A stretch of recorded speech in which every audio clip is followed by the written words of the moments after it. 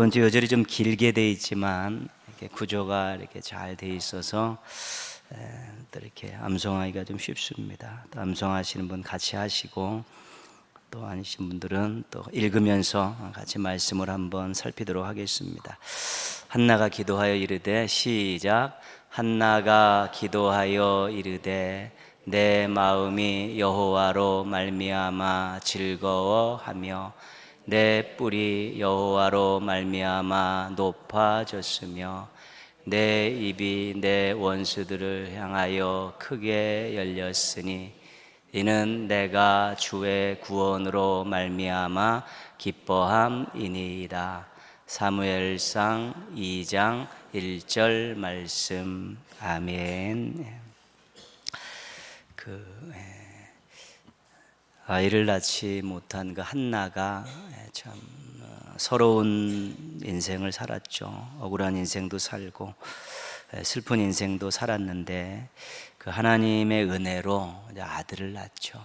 그 아들이 사무엘입니다. 그래서 젖을 뗄 때까지만 자기가 기르고 젖을 뗀 이후에는 그 실로 성소의 그 엘리 제사장 가문에다가 이제 드리죠. 하나님께 드렸는데 성소를 지키는 엘리 제사장 가문에서 이제 어렸을 때부터 크게 되었습니다. 젖된 아들을 하나님 앞에 드렸던 그 한나의 마음이 또 얼마나 여러 가지로 복잡했겠습니까?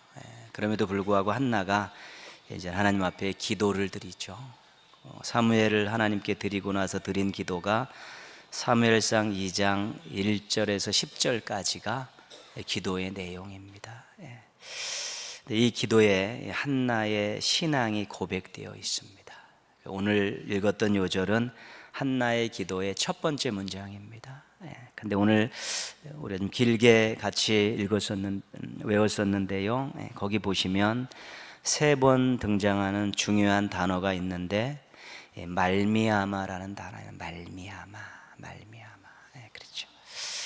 중요한 표현은 여호와로 말미암아입니다. 여호와로 말미암아.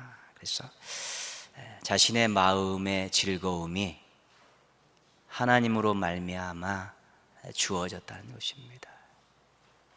자신의 뿔이 높아졌다는 것은 이제 칭찬받고 인정받는다는 겁니까?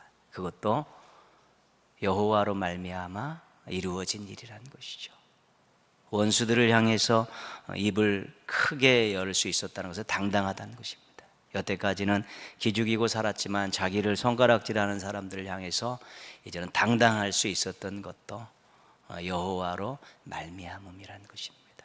그래서 이 한나가 지금 고백하는 내용은 하나님으로 말미암아 내가 즐거움을 찾았고, 하나님으로 말미암아 내가 인정받았고, 하나님으로 말미암아 내가 당당해졌습니다. 자녀를 못 낳는다고 그런 모든 멸시와 수모를 다 당하고 때로는 그것 때문에 참 힘든 시간들을 보냈지만 이제 여호와로 말미암아 그 모든 것들이 다 눈 녹듯이 사라지고 즐거움과 칭찬과 당당함을 얻게 되었습니다. 그런 고백을 이제 하게 되는 것이죠. 이 고백을 한 이후에 이제 한나가 집에 돌아가서 3남 2녀를 더 낳고 행복하게 산 내용이 이제 성경에 기록이 되어 있습니다.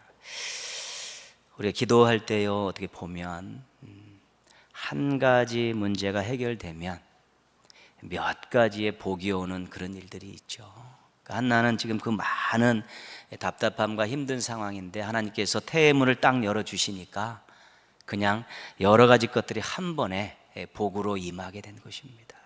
그래서 이 모든 것이 여호와로 말미암아 저에게 주어졌습니다. 그렇게 고백할 수 있는 것이죠. 기도 제목들이 많이 있을 때 가장 본질적인 것들 그거 하나 붙잡고 거기다가 아주 총력을 기울일 필요도 있는 것입니다. 그 문제가 해결되면 다른 문제 당연히 해결되는 게 엮여져 있는 문제들이 있는데 지엽적인 거 가지고 막 기도하는 것도 필요하지만 기도 제목들을 다 하나 옆에 내놓고 가장 중심적인 줄기가 되는 것 하나 잡아서 기도해서 그것이 응답되어지면 다른 것들이 자동적으로 그렇게 해결되어지는 그런 일들도 있습니다. 기도도 본질적이고 중심적인 것들을 잡아가지고 사투를 벌이면서 매달리고 간절함으로 호소하면서 그 하나가 해결됨으로 통해 다른 작은 기도 제목들도 한꺼번에 해결되어지는 역사들이 있는데, 우리가 한나에게서 그것을 볼 수 있는 것이지요. 하나님의 방법이 그렇게 다양한 것입니다. 하나님은 어떻게 해서든지 우리에게 복을 주시려고 하고 잘 되기를 원하시기 때문에, 우리가 조금 지혜를 가지고 간절함과 사모함을 가지고 하나님 앞에 쓰게 되면 한 가지 기도 제목이 해결됨을 통해서 여러 가지 기도 제목이 한꺼번에 해결되어지는 일들이 있다는 것입니다. 이렇게 막 고구마 같은 거 하면 막 따라 올라오듯이 뭐 그런 것들이 있는 것이죠. 그러니까 우리가 한 가지를 잘하면 10가지를 잘했다가 칭찬해 주는 그런 하나님의 마음이지요.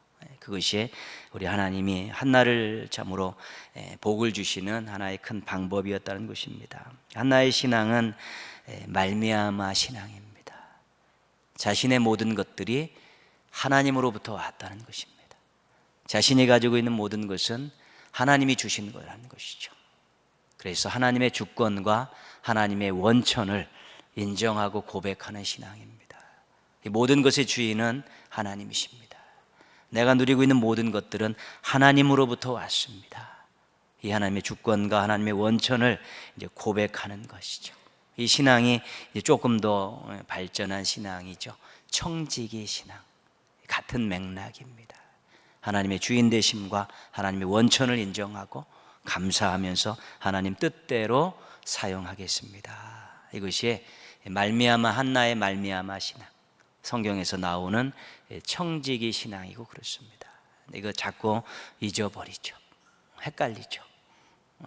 이것은 하나님 것 같고 이것은 내 것 같고요. 그렇죠.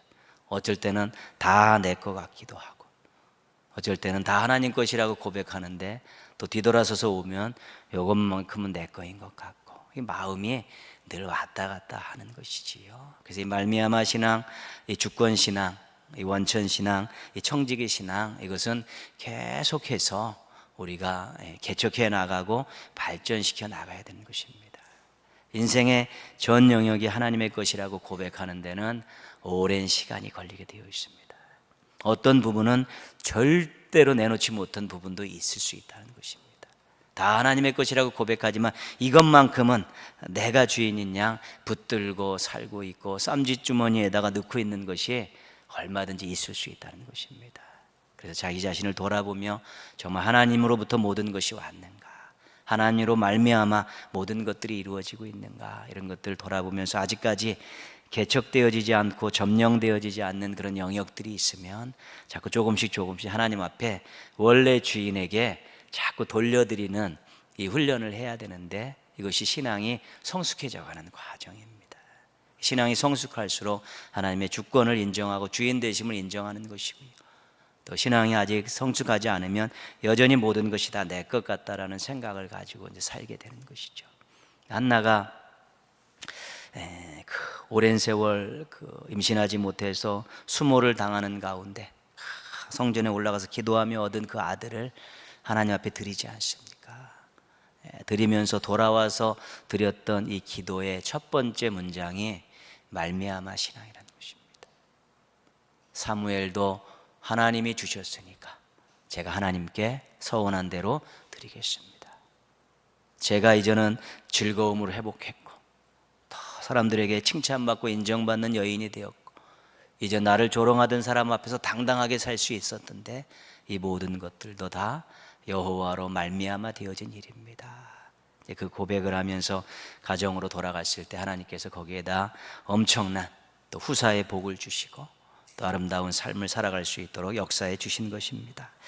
하나님은 주인이십니다. 나의 모든 것은 하나님께로부터 왔습니다.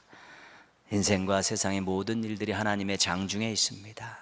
이런 고백들을 말미암아 신앙, 청지기 신앙, 이런 고백들, 신앙들을 더 확대해 나가시고 더 성숙시켜 나가셔서 정말 하나님 앞에서 아름다운 모습으로 인생을 경영하시고 사명을 감당하는 우리 행복하고 멋진 종들 되기를 주님의 이름으로 축복합니다.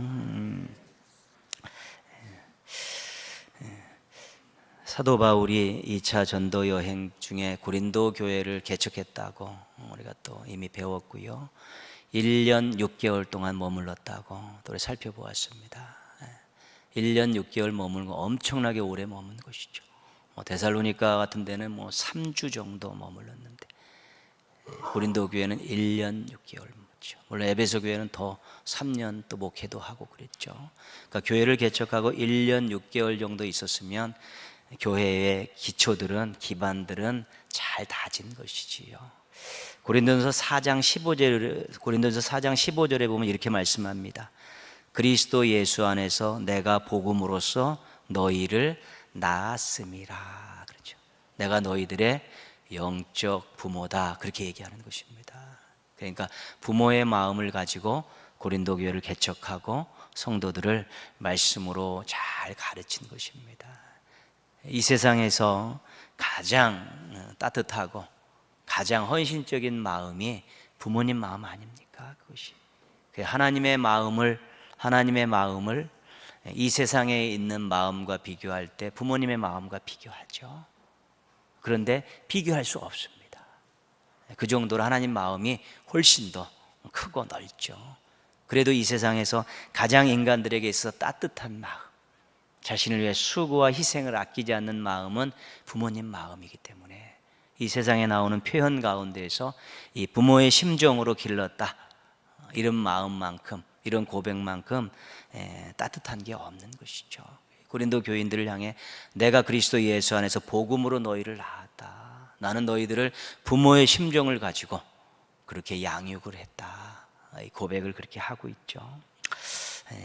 우리 앞에도 더듬으면서 말씀드렸지만 사도 바울이 고린도 교회를 떠난 후에 이상한 일이 생겼습니다. 이제 사도 바울을 시기하고 또 질투하는, 또 사도 바울을 정식 사도로 인정하지 않으려는 그러한 사도들이, 순회 선교사들이 와가지고 고린도 교회에 와서 사도 바울을 폄하하는 것이죠.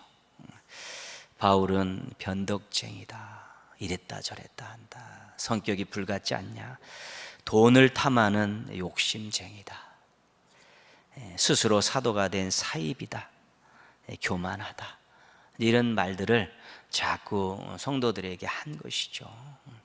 이 터무니없고 어처구니 없는 말들로 고린도 교인들의 마음을 헤집어 놓은 것입니다. 그런데 이 말을 믿기 시작하는 사람들이 생겨난 것입니다. 아, 그런 것 같다, 돌이켜보니까 그런 것 같다, 자꾸 이야기하니까 의혹이 생기고 의심이 생기면서 거기에 같이 마음을 따라가고 말들을 섞이는 사람들이 생겨난 것이지요. 근데 그 소식을 사도 바울이 들은 거죠. 에베소 교회에서 들었는데 굉장히 섭섭하기도 하고 화가 났죠. 거짓 교사들은 어쩔 수 없죠. 자기들을 반대하는 사람들이니까 그런 말 하는 거 당연하다고 생각하는데, 자기가 부모의 마음을 가지고 1년 6개월 동안 가르쳤던 고린도 교인들이 그 말에 현혹돼서 그 말이 옳은 것처럼 그렇게 말하고 행동하는 소식을 듣고 굉장히 섭섭했죠. 분노를 참지 못하고 또 고린도도 한번 가기도 합니다. 갔는데 해결을 못하고 돌아왔죠. 참, 그래서 그 마음이 많이 아픈 상황에 있습니다. 뜬 소문, 확인되지 않는 사실들이 사람들을 힘들게 하는 경우가 많습니다. 오늘날로 말하면 가짜 뉴스들입니다. 자꾸 듣고 여러 사람이 말하면 사실인 것 같습니다. 누가 자꾸 이야기하고 이 사람도 이야기하고 저 사람도 이야기하면 확인된 바는 없는데 사실처럼 그렇게 여겨지는 것입니다. 그런데 심각한 것은 그 당사자는 그것으로 인해서 엄청나게 상처를 받고 또 그의 인격과 명예가 아주 실추되는 일도 있고, 어떤 경우는 인생 자체가 허물어지는 일도 있는 것입니다. 근데 실컷 그렇게 말해놓고 전달한 사람들은 미안하다, 몰라서 그랬다, 한마디로 끝나는 것이죠. 근데 그 당사자는 인생 전체의 일정 기간을 엄청나게 힘들게 살아갈 수밖에 없다는 것입니다. 사실 확인이 안 된 소문에 대해서는 절대로 함구해야 합니다. 말 전하면 안 되는 것이죠. 그리고 사실 확인이 된 것도 그 사람의 인격과 인생이 걸려 있으면 입단속해야 되는 것입니다. 남이 말이라고 확인되지 않았다고 막 퍼뜨리고 확인됐는데 그 사람에게 인생의 결정타가 매겨지는 일이라면 본인의 입에 오를 필요가 없는 것입니다. 특별히 신앙 공동체 안에서는 이런 일들을 굉장히 조심해야 됩니다. 불쑥 말 한마디 던져놨는데 그 사람은 마음에 상처받고 전전긍긍하고 맨날 며칠 울고 사는데 본인은 기억도 하지 못하는 사람도 있습니다. 그 사람은 정말 힘들게 오랜 시간을 보내는데 그 사람은 미안하다고 말 한마디 하고 끝내는 사람도 있는 것이지요.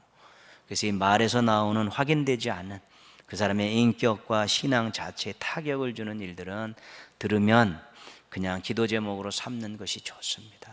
이거 퍼뜨리고 당기면 큰일 나는 것입니다. 개인에게도 문제가 있지만 공동체에도 큰 악영향이 생겨나는 것입니다. 그런데 더 문제는 이런 일들을 즐기는 마음이 있으면 안 되는 것입니다. 남 안 되는 이야기를 누구한테 이야기하는 것을 은근히 즐기는 마음이 있으면 하나님 앞에 무릎 꿇고 머리를 짓져야 되는 것입니다. 또 이런 일들로 자신의 이익과 입지를 다지는 데 사용하려는 마음이 있으면 그걸 정말 하나님 앞에 무릎 꿇고 머리 꿇고 정말 모든 것을 토로해야 되는 것입니다. 세상에서 지금 이렇게 살고 있지 않습니까? 자신의 이익과 입지를 위해서 확인되지 않은 거짓된 것들 불쑥불쑥 다 언론에 퍼뜨려 놓고 책임지지 않지 않습니까? 그렇기 때문에 믿음의 공동체 안에서 우리가 그런 일들을 잘 훈련하고 세상에 나가서도 늘 그 신의를 지키고 그 사람들을 보호해 주려는 그런 마음들을 가지고 또 기도하는 마음들을 가지고 살 때 우리들의 삶의 주변에서부터 조금씩 따뜻한 일들 또 밝은 일들이 일어나게 되면서 세상이 좋아질 수 있는 것입니다. 그리스도인들이 가는 곳에는 그런 일이 없을 때 교회와 성도들이 인정받고 사랑받는 것입니다. 사도 바울이 지금 그런 일에 직면한 것입니다. 터무니없는 헛소문들을 막 퍼뜨리고 막 그런데 고린도 교인들이 거기에 홀딱 넘어가 버린 것입니다. 그래 얼마나 섭섭하고 화가 났겠습니까? 그래서 돌아와서 눈물로 편지를 써서 보내죠. 나는 정말로 하나님이 보내신 진짜 사도다. 내가 너희들에게 조금 어떨 때는 엄격하게 했지만 너희들의 인생을 신앙을 좌지우지한 것이 아니라 너희들을 도와주려고 한 것이다. 내가 너희들 이용해서 돈 갈취한 적 있느냐?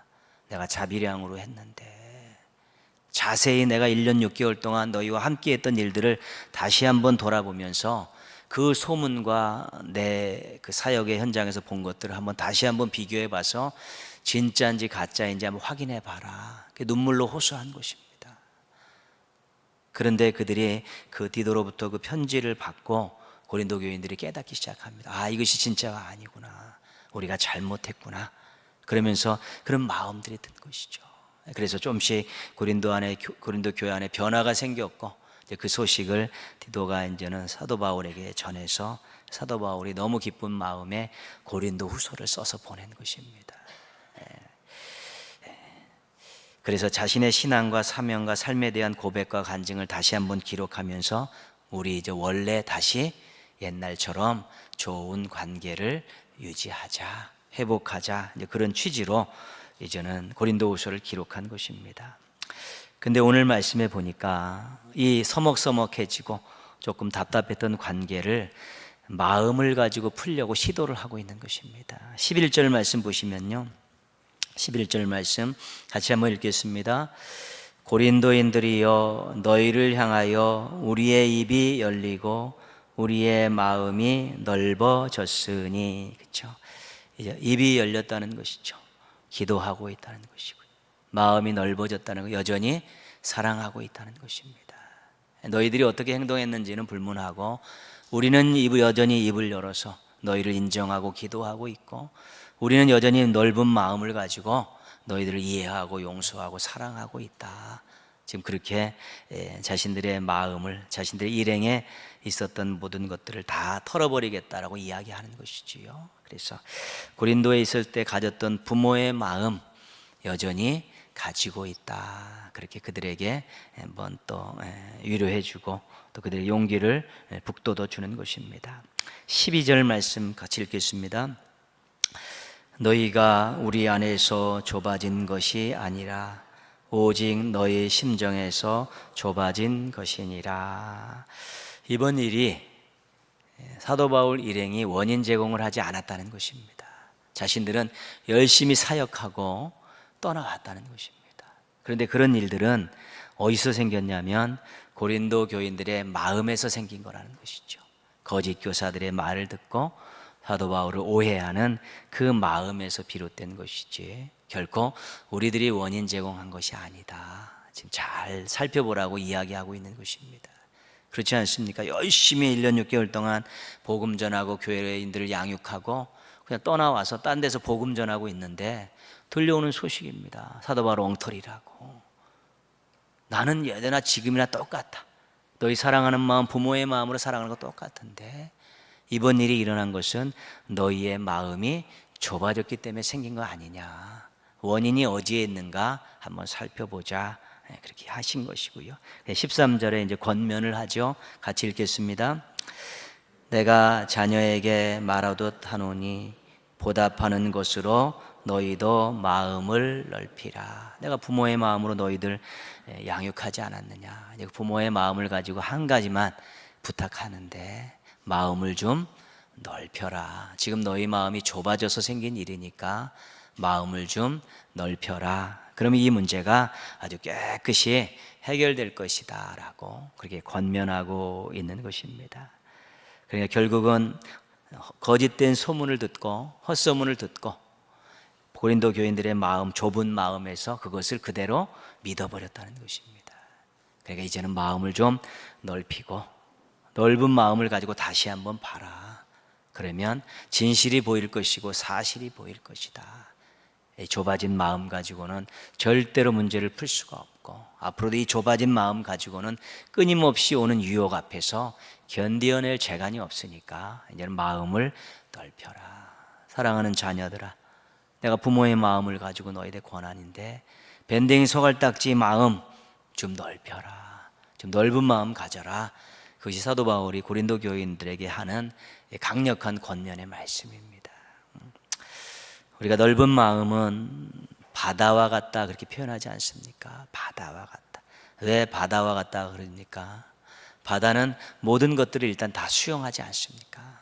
계곡에서 흘러나와서 시내를 거쳐 강으로 흘러서 바다로 올 때 그 모든 것 다 가지고 온 것들을 일단은 다 받아들인다는 의미 아닙니까? 그래서 우리 넓은 마음을 받아라 그렇게 이야기하죠.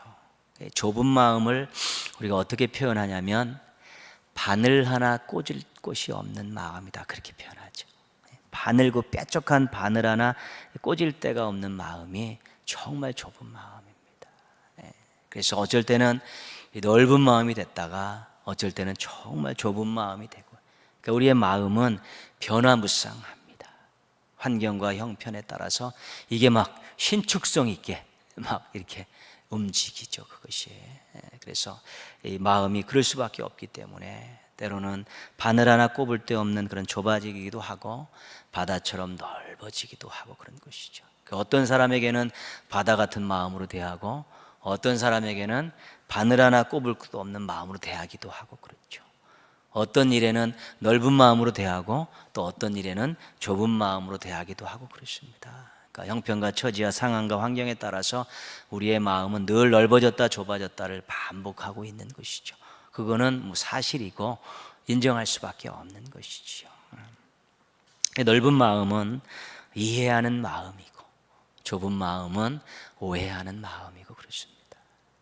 넓은 마음은 포용성이 있고 좁은 마음은 편협하고 그런 표현들을 쓰는 것이죠. 늘 대조돼서 쓰고 있습니다. 마음과 관련된 잠언의 두 가지 말씀만 한번 보겠습니다. 잠언 4장 23절 한번 읽겠습니다. 잠언 4장 23절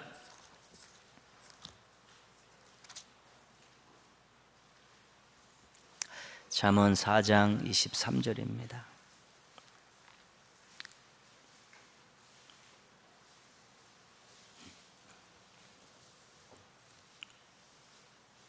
잠언 4장 23절 줄 거의 있을 텐데요. 그 다음 확인하겠습니다. 모든 지킬 만한 것 중에 더욱 내 마음을 지키라. 생명의 근원이 이에서 남이니라. 이렇게 마음을 지키라는 것이죠. 잠언 16장 32절 한번 보겠습니다. 16장 32절. 16장 32절.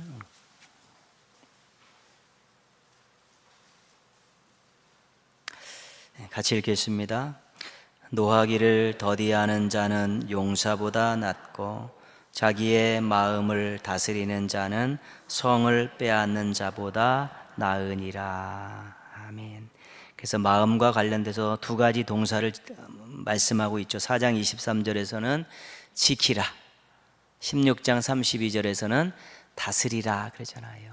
여러분, 성을 빼앗는 것이 얼마나 어렵습니까?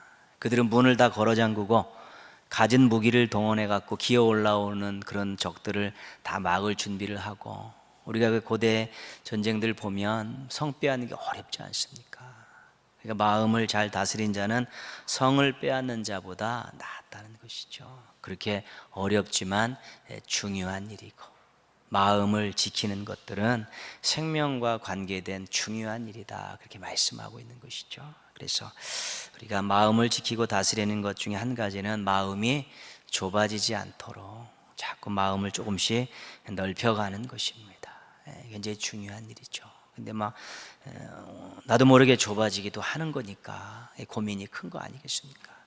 또 마음을 좀 넓게 먹으려 하는데 또 그 상황에 직면하게 되면 또 마음이 막 좁아지고요. 또 마음을 넓게 갔는데 그 사람을 보면 마음이 또 막 좁아지기도 하고, 그러니까 이게 마음을 지키고 다스리는 게 어려운데 마음을 좀 넓혀야겠다, 그렇게 마음 가지고 어떻게 하면 마음을 넓게 가질까, 이것들을 우리 고민하며 살아야 될 필요가 있는 것입니다. 이해하는 것 넓은 마음이죠. 용서하는 것도 넓은 마음이고요. 인정하는 것도 넓은 마음입니다. 근데 이것은 전부 자기 중심에서 벗어난 마음입니다. 그러니까 좁은 마음의 근원은 철저하게 이기적인 마음에서 시작되는 것입니다. 자기만 생각하면 좁아질 수밖에 없습니다. 울타리가 자기밖에 없으니까요. 성경에서 끊임없이 이야기하는 것이 자기 중심적인 삶을 벗어나라는 것 아니겠습니까? 마음을 지키고 마음을 다스리는 것도 자기 중심적인 마음을 좀 벗어버리는 것이 중요한 것입니다. 그 중에 한 가지가 역지사지입니다. 다른 사람의 입장에서 한번 생각해 보는 것, 그것이 마음을 넓히는 데 있어서 굉장히 좋습니다. 왜 그랬을까? 이유가 있겠지. 그럴 수도 있겠다, 나라도. 그렇게 상대방의 입장에서 조금 자꾸 생각해 보려고 하면 자신의 울타리를 좀씩 넘어가면서 마음을 조금 넓힐 수가 있는 것이죠. 그것도 굉장히 중요한 내용 아닙니까? 왜냐하면 성경의 중요한 사랑에 대한 두 가지 기둥이 마음과 뜻과 정성을 다하여 내 하나님 여호와를 사랑하라, 내 이웃을 내 자신과 같이 사랑하라 아닙니까? 그러니까 상대방을 사랑하기 위해서는 이해해야죠. 상대방의 입장에서 한번 서보는 것이 상대방을 사랑할 수 있는 기본적인 방법이기 때문에 마음을 넓히는 한 가지는 역지사지입니다. 한번 상대방의 입장에서 그 일을, 그 사건을 한번 생각해 보는 것, 그것이 중요한 것이고요. 또 한 가지는 우리는 신앙인들이기 때문에요, 하나님께서는 어떻게 생각하실까, 이번 사건을, 이번 일들을 한번 생각해 보는 것이죠. 그 말씀이 중요한 이유는요, 말씀이 다 아는 것 같지만 어떻게 성령님께서 조명하시느냐에 따라서 말씀이 달라지는 것입니다. 그래서 말씀을 많이 공부하고 묵상하고 읽고 암송하는 그런 일들이 다 아는 것 같은데요, 똑같은 말도 그 말씀에 성령님께서 역사하시면 우리의 개인적이고 관계적인 여러 가지 일들에 대해서 해결의 실마리를 안겨주는 놀라운 일들이 일어나는 것입니다. 우리가 하나님께서는 어떻게 생각하실까를 하면서 아무리 귀를 기울여도 말씀하시지 않습니다. 아무리 목이 터져라 기도하면서 음성 들려달라고 해도 말씀하시지 않습니다. 하나님께서는 성령님을 통해 이 말씀을 통해 우리에게 감동하심으로 깨달음을 통해서 말씀하시는 시대이기 때문에 그렇습니다. 그래서 말씀을 가까이 하는 게 좋고요, 말씀을 자주 접하는 이유가, 또 공부해야 되는 이유가 거기에 있는데, 말씀을 통해서 이 일을 보게 되니까 내가 넓은 시각을 갖고 보게 되는 것이죠. 자신의 입장에서 보면 이렇게 보지 않습니까? 그런데 상대방의 입장에서 보면 또 반대쪽에서 보게 되고요, 또 하나님의 입장에서 보게 되면 위에서 전체를 조망하며 볼 수 있는 그런 또 안목을 주시기 때문에 우리가 그러한 모든 일들을 또 처리해 나가는 데 있어서 많은 힘을 얻을 수 있는 것이지요.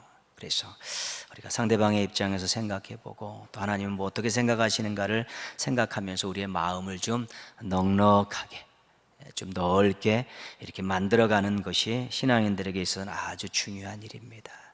우리는 평생 사람을 상대하며 살아야 됩니다.